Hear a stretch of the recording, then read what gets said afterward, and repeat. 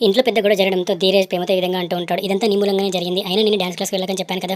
మళ్ళీ ఏ మొహం పెట్టుకొని వెళ్ళావు? ఇప్పుడు డాన్స్ క్లాస్ వెళ్ళడం ద్వారా ఇంత పెద్ద గొడవ జరిగింది అని చెప్పి ధీరజ్ అంటూ ఉంటాడు. దాంతో ప్రేమ ఈ విధంగా అంటూ ఉంటుంది. అసలు గొడవ జరుగుతుందని నేనేమన్నా ముందే ఊహించానా?